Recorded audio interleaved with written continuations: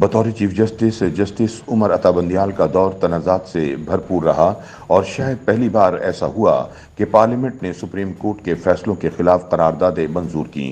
Justice Umar Ata Bandial کا دور اس لحاظ سے بھی مختلف ہے کہ اس میں سپریم کورٹ کے ججز کے درمیان آئینی اور قانونی معاملات کے حوالے سے واضح تفریق نظر آئی۔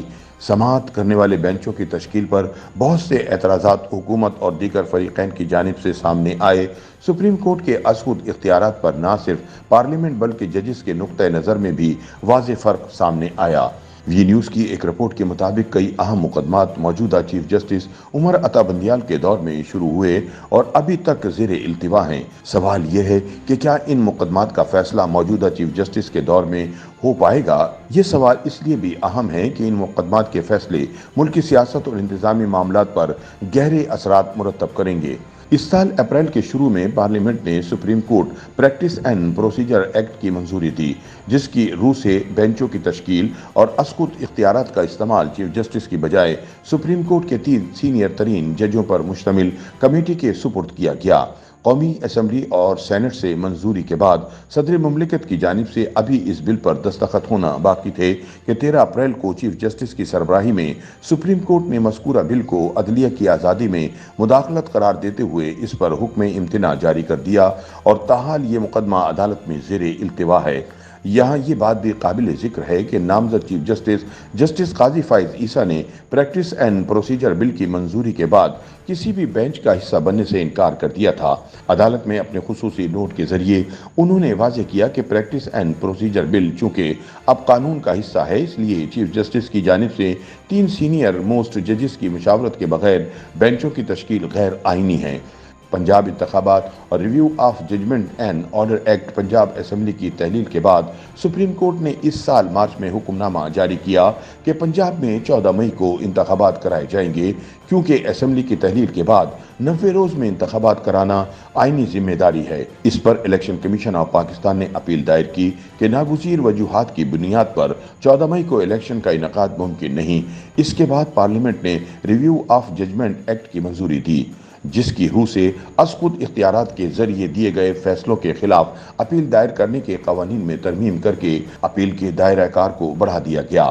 سپریم کورٹ کا 3 رکنی bench chief justice Umar Ata Bandial کی سربراہی میں مذکورہ مقدمے کی سماعت کر رہا ہے اور اس مقدمے کا فیصلہ ہونا ابھی باقی ہے۔ 9 مئی واقعات کے بعد 102 افراد کو ملٹری کورٹس کی تحویل میں دیا گیا، جس کے خلاف P T I chairman Imran Khan اور بیرسٹر اعتزاز احسن کی درخواستیں زیر سماعت ہیں۔ اٹارنی جنرل آف پاکستان اس مقدمے میں عدالت کو یقین دہانی کروا چکے ہیں کہ ملٹری کورٹس میں ملزمان کو فیئر ٹرائل کا حق دیا جائے گا، لیکن ملٹری کورٹ سے سزا پانے والے کے پاس ہائی کورٹ میں اپیل کا حق ہوگا یا نہیں، اس پر عدالتی فیصلہ ہونا باقی ہے۔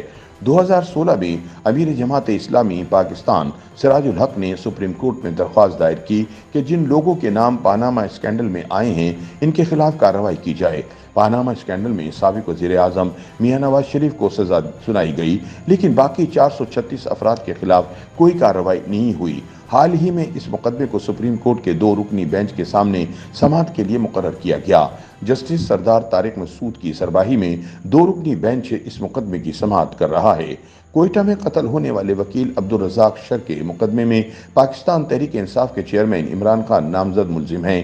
انہوں نے اس قتل کی ایف آئی آر سے اخراج کے لیے سپریم کورٹ میں درخواست دائر کر رکھی ہے۔ اس مقدمے کا فیصلہ بھی ملک کی سیاست اور قانون پر دور رس اثرات کا حامل ہوگا، کیونکہ عمران خان کو ملزم نامزد کیا گیا ہے۔ سپریم کورٹ کے ججز کچھ سیاستدانوں اور دیگر افراد کی گفتگو کے حوالے سے ماہ اپریل اور مئی میں کچھ آڈیو ٹیپس منظر عام پر آئیں، جس پر وفاقی حکومت نے جسٹس قاضی فائز عیسیٰ کی سربراہی میں ایک جوڈیشل انکوائری کمیشن تشکیل دیا، لیکن 26 مئی کو چیف جسٹس کی سربراہی میں ایک 5 رکنی بینچ نے کمیشن کو کارروائی سے روک دیا۔ اس معاملے پر بھی حتمی فیصلہ آنا ابھی باقی ہے۔ نجی ٹیلی ویژن کے صحافی ارشد شریف کے قتل سے متعلق مقدمہ بھی سپریم کورٹ میں زیر سماعت ہے، جس کا فیصلہ ملک کے صحافتی حلقوں کے لیے اہم ہے۔ दूसरी जानिब सुप्रीम कोर्ट में ज़ेर इल्तिवा मुकदमात की तादाद क़याम पाकिस्तान के बाद बुलंद तरीन सतह पर पहुँचने के बाद law and justice commission of Pakistan की वेबसाइट से ज़ेर इल्तिवा मुकदमात के आदाद व शुमार हटा दिए गए। ये पेशरफ्त ऐसे वक्त में सामने आई जब अदलिया ज़ेर इल्तिवा मुकदमात की बड़ी तादाद के सबब तनकीद की जद में है।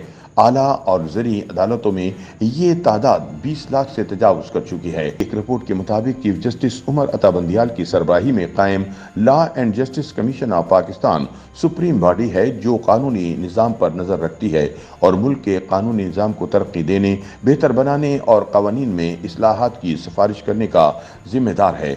ज़ेर इल्तिवा मुकदमात के आदाद शुमार तक आम तौर पर LGCP के वेबसाइट के ज़रिए रसाई हासिल की जा सकती है, ताहम अब लगता है कि इसे हटा दिया गया है।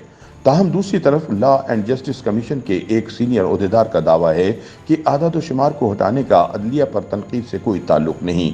वेबसाइट को बेहतर बनाया जा रहा है और पंजाब इंफॉर्मेशन टेक्नोलॉजी बोर्ड को इसे अपलोड करने का काम सौंपा गया है।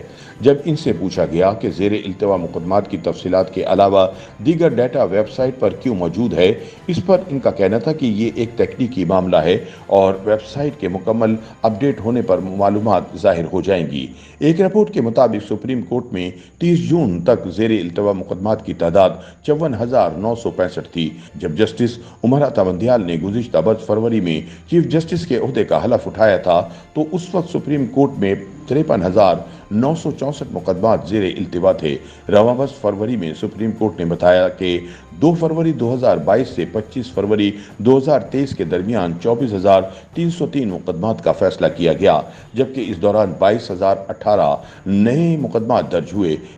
YouTube पर गूगली न्यूज देखने के लिए youtube.com की सर्च बार में गूगली न्यूज TV टाइप करें। गूगली न्यूज के पेज पर सुर्ख रंग के सब्सक्रिप्शन वाले बटन पर क्लिक करना ना भूलिए। YouTube पेज पर अपलोड होने वाली वीडियोस से बाखबर रहने के लिए बेल आइकन पर क्लिक कीजिए। आपको हर नई वीडियो के बारे में नोटिफिकेशन मौसूल हो जाएगा।